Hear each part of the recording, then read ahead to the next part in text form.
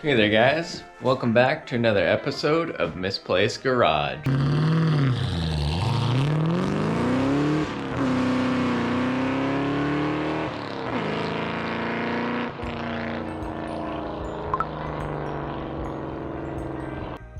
I wanted to go into detail about my heating solution in this garage because in my area it gets well below zero a couple times a year.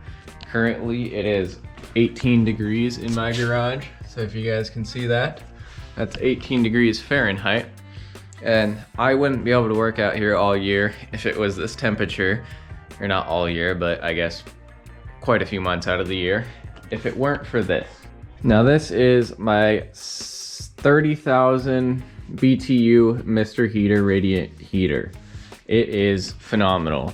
I don't have a real big space here. It's not huge, but it is under insulated. It has 1/2 inch insulation on all the walls basically, and that's literally like R2 or something like that. And I also have massive open areas in the ceiling where I don't have any insulation. I have tried to, but it's quite hard with a garage from the 1940s. So I'll go through the heating steps here. And obviously you turn your tank on, come up here, there's a little dial, you turn it one click, you press it down for a little while.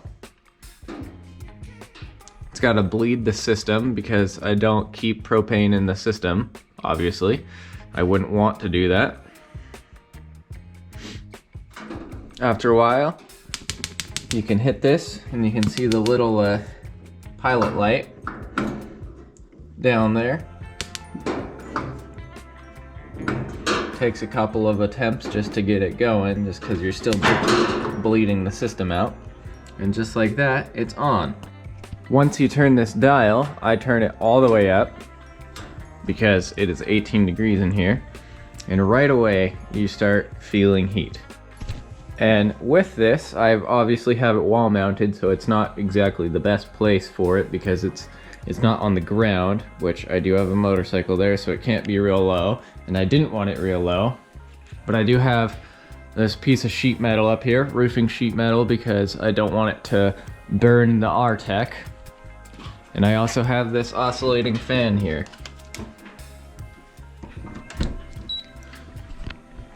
Unfortunately, it came kind of messed up, and when you plug it in, it just turns on. There's no lights on the unit, but the fan is on, so I don't really know why it's doing that. Not really investigating, but obviously on speed. I'll turn it on medium and I'll oscillate it. And what that does is it gets the heat moving around this entire place. It's not a real big shop here. I'll take some measurements here in a second so you guys can know the square footage. I didn't have my real long tape measures, so I only had a 16 footer, but I was able to get some measurements. It is 18 wide by 20 deep. And so to calculate square feet, you do length by width, and so that's 18 times by 20, and that is 360 square feet. And it is 5:05 currently. And it is still at 18 degrees. We'll check back up in about 10 minutes once the heater's been on for a little while. I'm also going to kick the fan all the way up to high because it doesn't, when it's cold, it doesn't really move as fast. So we're gonna go all the way up to high to get that heat dispersed. And before I forget to mention, obviously this is an indoor safe unit, but I still don't like the fact of propane being burnt inside a building. So I crack my door like this. Now it's not a sealed building because it's from the 40s and it's never going to be sealed. I also have a bunch of outside air ducts up above the rafters because you have to have airflow up there.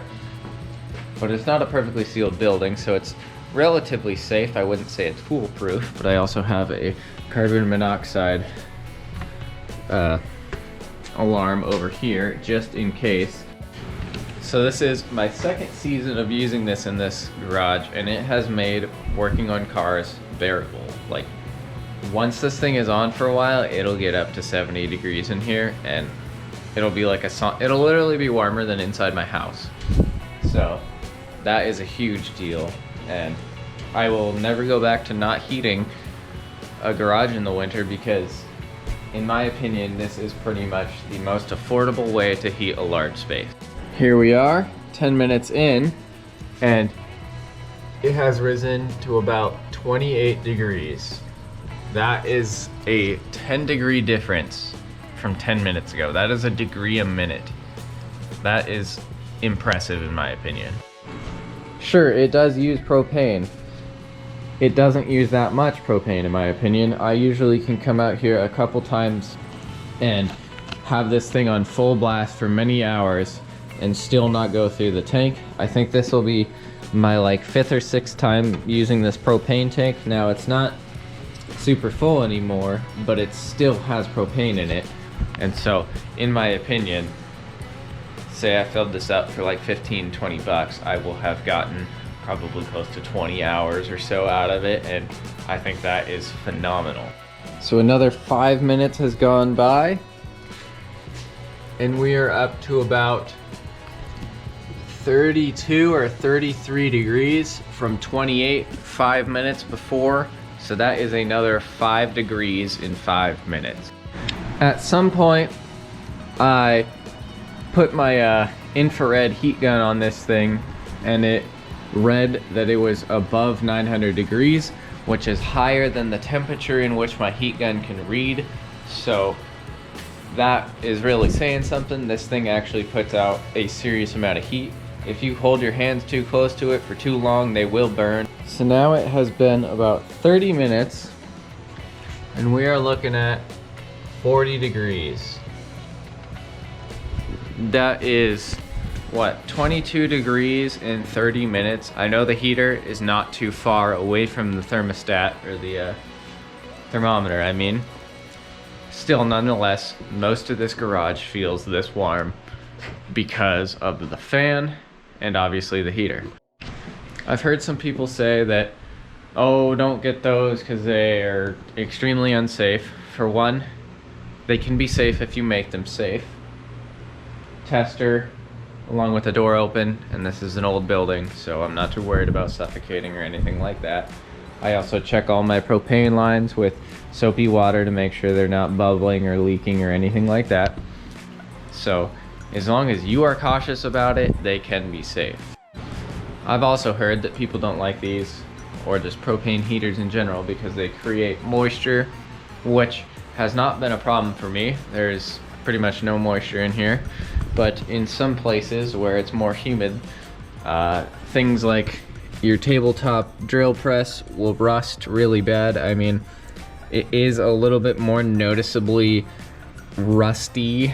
It's more or less just surface rust. I bet I can clean it off with some Scotch-Brite pad. But if you run like a dehumidifier along with one of these, I think you will have no problems.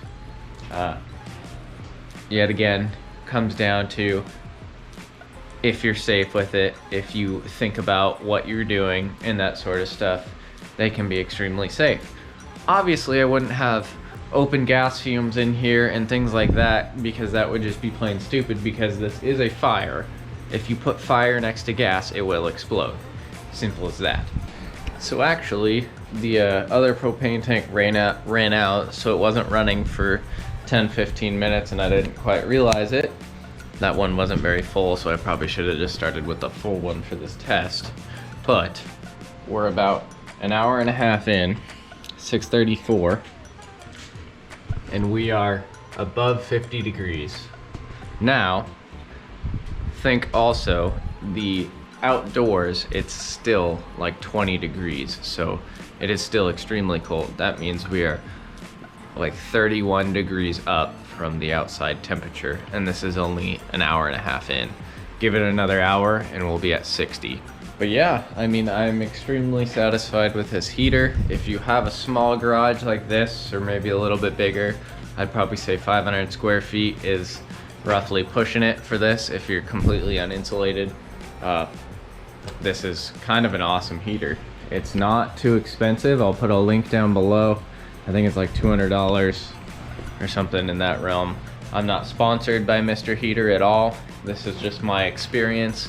This is me telling you how I have used the heater, and it has not once let me down. If you guys liked the video, please consider liking, commenting, and subscribing, and I will see you in the next one.